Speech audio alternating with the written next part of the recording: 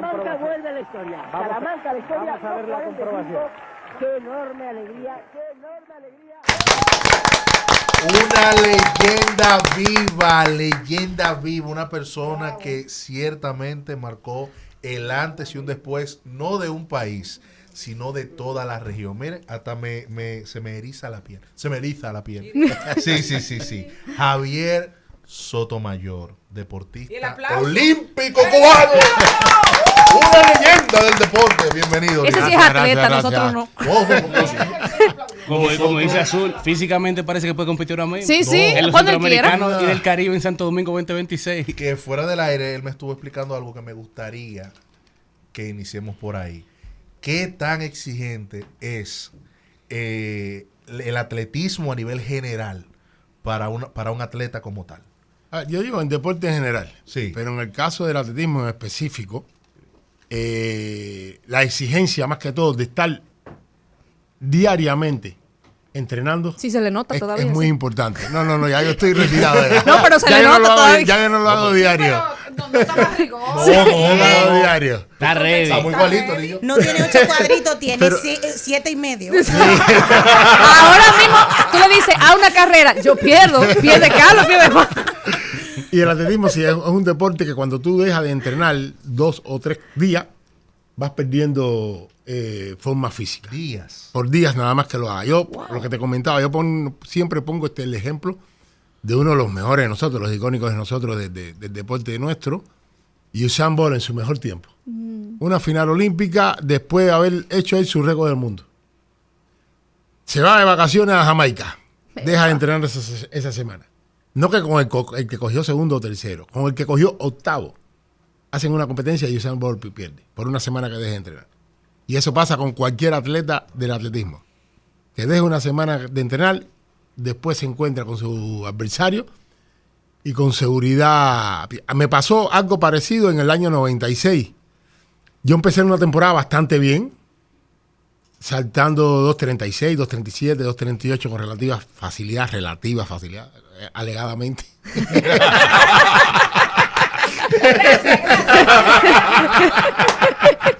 Alegadamente. Luego pruebe usted. Nada de presunción. No, alegadamente.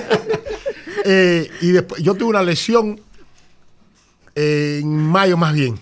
Yo fui al preolímpico yo lo gané, iberoamericano. Esas competencias yo iba, saltaba, ya ganaba y paraba la competencia.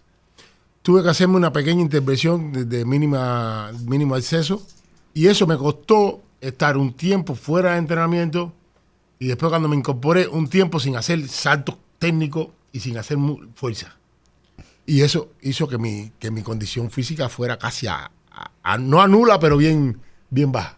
Ya después me fui a los Juegos Olímpicos y solo pude saltar 2.29. Fue mi resultado lo más malo que tuve en mi carrera deportiva. Javier, el otro día en los Centroamericanos nosotros veíamos a Félix Sánchez, que fue la primera persona que nos trajo un emblema, un oro olímpico, y para nosotros era como verlo llorar, era nosotros rememorar el 2004, todos lloramos con él otra vez. Con tu victoria y con todos los países que has tenido la oportunidad de conocer a través del deporte, ¿cómo llega esta pasión? ¿Cómo tú puedes incentivar a un niño a que siga tus pasos? Porque es chulo ver ahora el recorrido. Señores, Australia, que no está allí, ese señor lo recorrió. Barcelona 92, que ha sido uno de los Juegos Olímpicos más emblemáticos del mundo. Él estuvo ahí presente y llevó ese emblema para su país. Dime, ¿cómo tú puedes incentivar a que un niño diga, ok, yo quiero ser el príncipe de las alturas, aunque sea el marqués, no el príncipe ya? A ver, yo... cuando yo estoy transmitiéndole cualquier experiencia o tratando de motivar a cualquier niño o a cualquier joven en el inicio o ya durante su carrera deportiva, pienso en mí mismo. En cuando yo era pequeño, en que yo veía atletas de alto nivel, hoy en día, bueno, lo mismo que hablaban ustedes, en aquel entonces dependíamos así al 100 de la televisión y la radio, y lo que me llegaba o lo que nos llegaba a nosotros en el tiempo mío, en los años 78, que yo empecé el deporte, principios del 80, prácticamente eran solo los eventos grandes estos que se transmitían en la televisión nuestra. Y yo tenía ídolos, Juan Torena, Silvio Leonard, Alejandro Casaña, Teófilo Stevenson. en el bolseo. Y yo cuando pequeño decía, quiero ser como ellos. Alberto Juan Toreno, una vez me recuerdo, fue a la esquina de la casa donde yo me crié en Limonar. Y era yo por la ventana donde él estaba sentado y por la puerta. Y nosotros, los que nos gustaba el deporte, mira, ahí está Juan Torena. Y era verlo así de cerca, aunque no lo haya llegado a saludar en ese momento, para mí fue una motivación enorme. Y entonces uno siempre quería imitarlo. Y creo y siento que a los que están ahora empezando, pueda yo servirle de ejemplo, de espejo para ellos. Y entonces trato en varias facetas de mi vida, más que todo social también, servirle de ejemplo. Y cada vez que tengo la oportunidad de hablar con ellos, de motivarlos, y creo que le llego, y la experiencia más directa está en el salto de altura, tal vez por pura coincidencia. Cada uno de los atletas cubanos que han hecho sus mejores resultados, lo han hecho estando yo presente. Dándole yo solo una palabra de aliento, o corrigiéndole algo de la técnica, o motivándolo. Y he tenido por lo menos esa suerte o coincidencia de que cada uno de los atletas cubanos, masculinos y femeninos, que hayan en todos los resultados, sus mejores resultados, he estado yo. Si fue más de 3 veces ya no es coincidencia. No. Es verdad. Pero a propósito, yo me topé con una entrevista que le estaban haciendo y estaban hablando del ritmo del atleta como tal y algo que usted menciona, el saltador. Y ahí viene a mi cabeza cómo el ritmo siempre es importante, lo conocemos para el músico, la importancia es el ritmo, para aquel que baila, su importancia, pero para un atleta, ¿qué tan importante verdaderamente es el ritmo y cómo se ve en cada uno? Que también menciona que no es el mismo para cada uno. Y eso mezclado con la velocidad también varía muchísimo. En este caso, en el salto de altura y demás, ¿cómo se ve eso del ritmo? A ver, hay disciplinas que son meramente, ejemplo, la velocidad. Aparentemente es un ritmo, pero ahí sí tienes que ir al 100, al fondo, hacerlo lo más veloz posible. En el caso del salto de altura sí lleva un ritmo. Porque no es correr al 100 de tu velocidad. Es como una correlación que tiene que tener cada saltador, que se diferencia uno del otro, entre la carrera de impulso y a la hora de la batida. No todos lo hacemos de la misma manera. Algunos se caracterizan por ser atletas o saltadores fuertes, de potencia. Otros que ser un poco más rápido. Y yo traté, y lo logré, de combinar los modelos de ambos saltadores, de rápido con el fuerte, con el potente, y creo que le saqué su provecho. Y entonces sí, yo me concentraba mucho en el ritmo. Yo de hecho cuando entrenaba los días de saltos técnicos, que en ocasiones sin yo saberlo, ya yo lo hacía, a ver, me salía, porque había personas a mi alrededor y me decían, Soto, ¿por qué tú haces eso con la boca? Y decía, a ver, no pensé que lo hacía. Y yo cuando me concentraba en casa, cuando estaba solo, buscando ritmos, mentalmente los saltos perfectos, yo mismo me concentraba y era una clave mía. No era la clave cubana, ni la clave de rumba, ni de guaguancó, era la clave de Sotomayor. Y entonces era ta. O sea, ese es el ritmo de cómo tú entendías que tenía que ser tenía que hacerlo para llegar al salto. Me lo quiero aprender. Ta. Nada más acercaba el salto más rápido.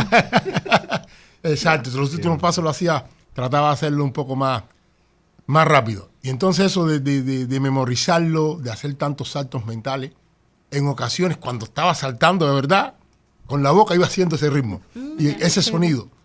Y a veces ¿Te ayudaba a concentrarte? Me ayudaba a concentrarme. Los saltadores, el Willy Van para mí fue el primero. Si alguien lo hizo antes que él, nunca lo vi. El que empezó con las palmadas.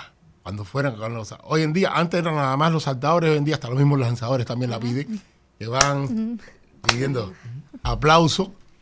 Y recuerdo yo en Puerto Rico, cuando iba a saltar yo, intentar el 2.44, yo tenía un gran amigo mío que él decía, tú dirígeme la orquesta. Tigreaje. Porque cuando ya yo quedaba solo, me demoraba un tiempo en concentrarme. Cuando tú estás en competencia te dan un tiempo, un límite, pero ya cuando tú estás solo, el límite ese es más largo. Y cuando la gente empieza, imagínate, un público, a lo mejor lo hacemos solo nosotros y no nos vamos de ritmo, pero lo hace un estadio, o sea, y cuando ya, a lo mejor uno ya empieza a hablar un poco más rápido. Se rompe todo. Y muchas veces cuando yo no estaba con él, que empezaban, yo le decía a la gente, yo me concentraba, y ya cuando yo sabía que no se iba a perder el ritmo, empezaba yo. Y cuando, en Puerto Rico, como él ya me conocía bien, él sabía cuando él en vez de yo era concentrado y él en eso, ya, él le decía a la gente que, y después solo ya, Vamos a calmarnos. Sí, No, porque no, también no me saquen de ritmo. Exacto, ayuda también. Claro. Me recuerdo una de mis primeras competencias, ya con los adultos, yo tenía solo 16 años, pero ya yo estaba en la élite del mundo, en Suri. Jesús. En aquel entonces, cuando todavía no se estaban empezando estos de los aplausos, yo no estaba acostumbrado. Ya en el mundo se empezó, pero en Cuba no. En Cuba era puro silencio cada vez que uno íbamos a hacer. Era una partida de tenis. Exacto. Y voy yo y me toca, en Suri la pista era muy pegada a las gradas. Y yo me concentraba y a menos de 1 metro, Tenía una gente. no, estaba la grada y era como un zinc y las personas eran ahí... ¡Pah! En el oído. En el oído. No había forma de concentrarme. Wow. Fue la primera experiencia. Ya después no, ya después lo buscaba que fuera así. Soto, yo creo que pocas personas en el mundo pueden disfrutar de un récord histórico y por tanto tiempo disfrutarlo todavía en vida. Yo creo que aparte de ti, LeBron James cuando se retire, porque una gente para batir los récords va a tener que nacer Yo quería- en la Literalmente. Yo quería leer su Sin, récord. Ahora, sin Cristiano caer Ronaldo. en discrepancia, Ronaldo. pero hablamos un poco de Michael Jordan Y también. Luis... No, pero yo digo por el tema de disfrutar todavía de récords récord. imbatibles. O sea, ese tipo tiene demasiado tiempo en la liga, va a ser difícil romperle un récord. Pero Al igual que Luis Hamilton en la anillo, Fórmula 1. ese anillo también Igual se que ve un Cristiano. récord. 100% porque Russell tiene más. Pero eso no es el punto. Líder, no se meta ahí. El punto es casi más de 30 años con un récord. ¿Qué se siente disfrutar de un récord así que nadie lo puede romper? Y también, ¿cuál fue tu salto más difícil? ¿Fue el salto con el que tú marcaste el récord o fue uno que nadie lo vio? A ver, mira, el primer récord mío yo lo hice en el año 88, récord absoluto, porque realmente el primer récord mundial que yo hice, y para mí es más difícil, es menos conocido, pero para mí es más difícil. Yo tuve la suerte o la calidad, el talento y la disciplina para tener récord en todas las categorías, de cadetes, junior y en absoluto al aire libre y bajo techo. Y para mí es más difícil es el de cadete de 2.33. Hoy en día yo he saltado 2.16 con 16 años 2.33. Que hoy ese récord para mí es hoy en día no, ahora no. Ahora tiene complicación. No. Y para mí de ellos es más difícil. Soy recordista mundial absoluto desde el año 88. Cuando yo hice mi primer récord mundial absoluto 2.43, mirando la frecuencia con que siempre se Ese fue bate. en Budapest. No, Budapest fue bajo techo. Yo había hecho previo al de bajo techo en Salamanca. El 8 de septiembre del 88. Viendo la frecuencia con que se venían rompiendo los récords, que nunca tardó romperse un récord en más de 5 años. Desde el 1912, que se saltó la primera vez 2 metros, hasta que yo llegué a los 2.43, nunca se tardó tanto un récord en romperse. Y yo pensando que iba a suceder lo mismo, nunca pensé en aquel entonces que iba a tener el récord mundial Durante tanto por tiempo. tantos años. Realmente nunca lo pensé. Y yo también agradezco de que me haya tocado vivir la mejor época del salto de altura. Eso no solo que me haya motivado, sino que casi me obligó, si quería ser el mejor, a saltar más que todos. Yo una vez, Patrick Schober, que el sueco que tenía récord antes que yo, estuvo por el mundo haciéndole entrevistas a varios atletas, no solo del atletismo.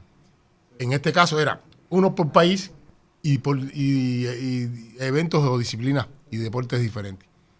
Y el caso de Cuba, escogido por supuesto, por ser cubano y por ser saltador igual que él. Y una vez, cuando él me hace la entrevista, yo cojo y le digo, ¿sabe quién es el culpable de que yo sea recordista del mundo? Pues tú eres Tú culpable. eres el culpable. Yo saltaba 2.42 y si yo quería ser el mejor tenía que saltar algo más que tú. Qué heavy, qué heavy. Bueno, recordar un poquito. Juegos Olímpicos, medalla de oro en Barcelona en 1992, medalla de plata en Sydney en el 2000. Esa fue la última. Ya Sydney sí fue mi última Olimpiada. Oro, campeonatos mundiales al aire libre, oro en Stuttgart en el 1993 y en Atenas 1997, plata en Tokio en 1991 y Gotemburgo en el 95. Campeonatos mundiales en pista cubierta, campeón en 4 ocasiones. Budapest 89, Toronto 93, Barcelona 95 y Maebashi en el 1999. Panamericanos, 3 medallas de oro consecutivas en Indianápolis en el 1987, en La Habana en 1991 y Mar del Plata en el 1995. Además, un reconocimiento importante que a todo el mundo le gusta, los escritores y todos los artistas de todas las órdenes, que es el Premio Príncipe de Asturias en los deportes en el 1993. ¿Qué significó eso para ti? Cada uno de esos resultados, éxitos o medallas y récords que yo tuve, por supuesto, para mí siempre fue una gran satisfacción. Cada uno de ellos me llenó de mucho honor. Pero en el caso de cada una de esas medallas, fueron cosas que yo fui logrando, por supuesto, con mi entrenador, con un equipo alrededor mío y, por supuesto, con mi talento y mi disciplina y mi trabajo. Pero el caso del premio Príncipe de Asturias no depende de mí en lo personal. Dependía de un jurado que votara por ti. Y viendo los finalistas que aquel entonces tenía, entre ellos uno de los grandes ídolos míos, ahorita lo mencioné. Mira cómo son las cosas de la vida. Eran de los finalistas, estaba, me recuerdo, Mónica Seles, Carl Lewis, Michael Jordan, y yo diciendo, como estos monstruos. No, mi papá. En esa selección. Humildemente. Y yo me recuerdo en aquel entonces, yo sabía que, porque los nominados son como 30 y tantos, entonces van quitando, 16, de 16 se quedan en 6, y ya entre los que están, los que definen quién va a ser el ganador,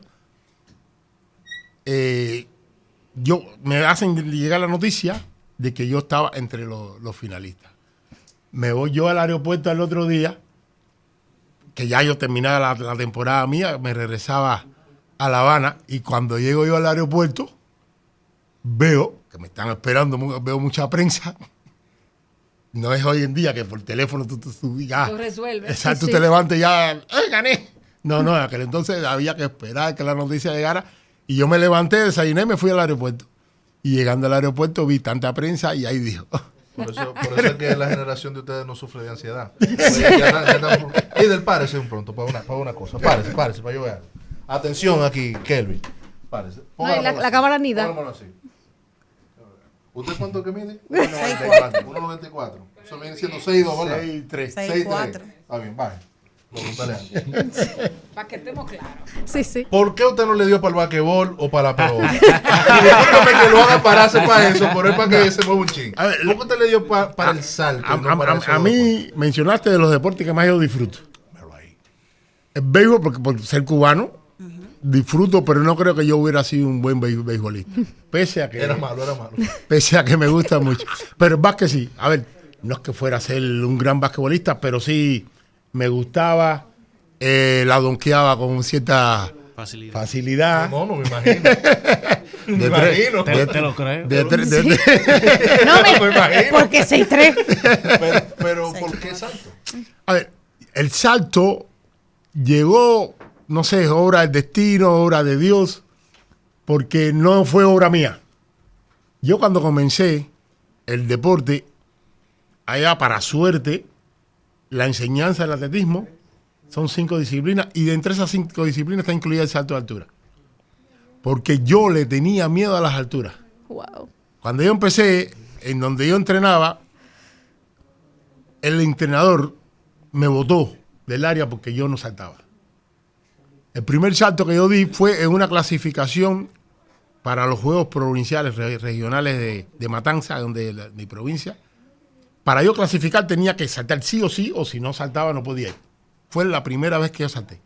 Ahí en esa competencia cogí segundo y me cartaron para una escuela de deporte que tenemos allá en Cuba, en cada una de las provincias, las regiones, que le llamamos EIDE, Escuela de Iniciación Deportiva Escolar.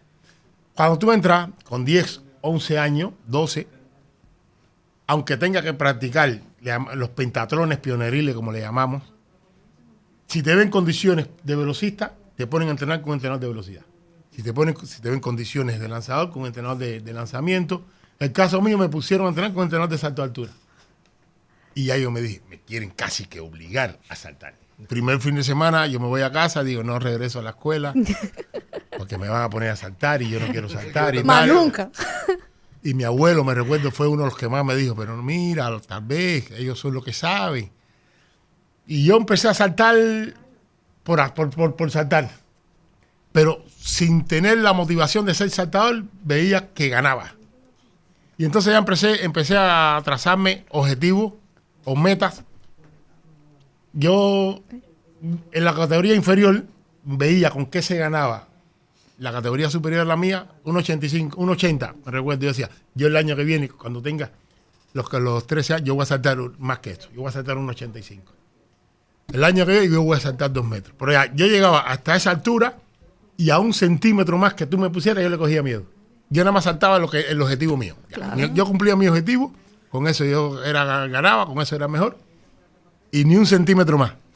Me fui a la Escuela Nacional de Deporte y ahí sí ya me pusieron psicólogo, empezamos a hacer ejercicios de acrobacia, me mandaban a tirarme de altura bien alta y cosas así, pues como para ir perdiendo el miedo a las alturas. Y ya después sí me dije ya, si quiero ser grande me estoy autolimitando.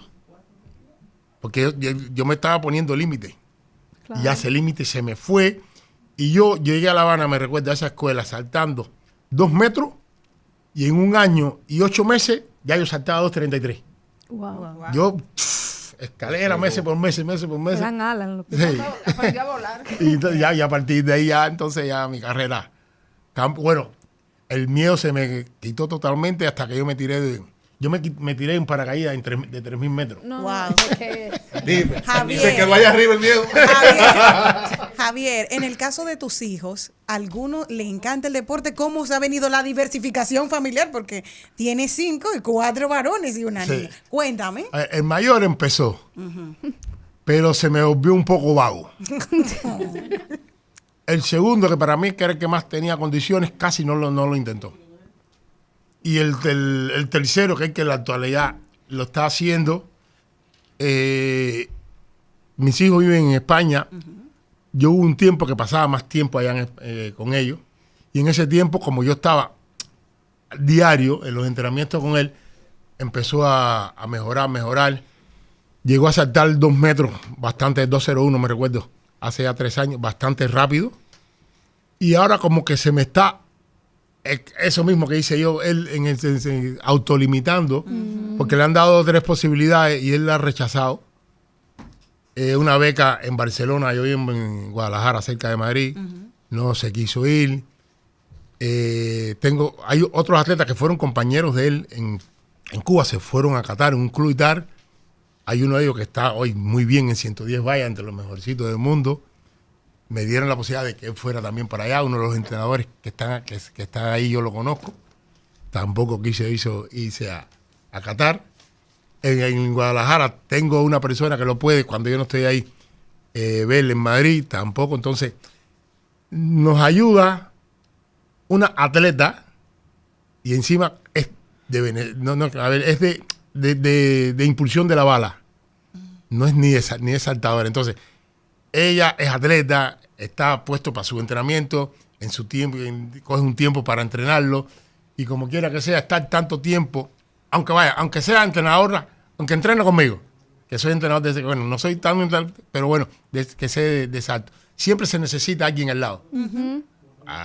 Porque porque estar entrenando en soledad es complicado. Sí. Yo tuve un tiempo de que empecé a entrenar casi solo y yo tenía un amigo mío, el que yo le hablaba de ritmo. El del ritmo. Él era de 400, ya retirado, Y él me acompañaba a todos los entrenamientos. Y por lo menos los entrenamientos estos largos que uno tiene que ir a la playa a correr X cantidad de minutos por la arena, él me acompañaba, y cuando íbamos para la loma él siempre me acompañaba. Porque estar entrenando solo tanto tiempo es complicado. Javier. Un día lo hace, pero todos los días... Es complicado. Javier Sotomayor, de verdad que ha sido un honor para nosotros Sí. conversar contigo. Y es bueno siempre. Bueno, es que el No, tiempo, no puedo el decirle tiempo algo, nos arropó, pero es bueno siempre conversar con personas como tú, que son Gracias, pocas en el gracias. mundo que pueden decir, yo le gané a Jordan. Es lo que sea. Es lo que sea. Eso fue lo que es se quedó de la sea. conversación. Ahí, pero de verdad es un honor compartir contigo. Él y los Pistons. Sí, él y los Pistons. Aprender de lo que, de tu vida, de tus logros, de también tus caídas. Mira, ¿quién se iba a imaginar que una persona que uno lo considera el rey de las alturas le tenía miedo a las alturas? Eso uno Ay, lo aprende tú aquí. ves. Mire, Así yo lo que le quería preguntar si él baila salsa, porque él es de Matanza, de donde es la Sonora Matancera. Soy malo. No, mira, mi mujer en una competencia estas de las que se hacían en Cuba en baile, ella cogió con su pareja segundo lugar. y se casó con usted que no sabe. Para que tú veas. Mantenga la sintonía, que aún queda mucho en Al Mediodía con Mariotti y compañía. Mil fotos que yo vi ahí, la tuya se quedó en mí.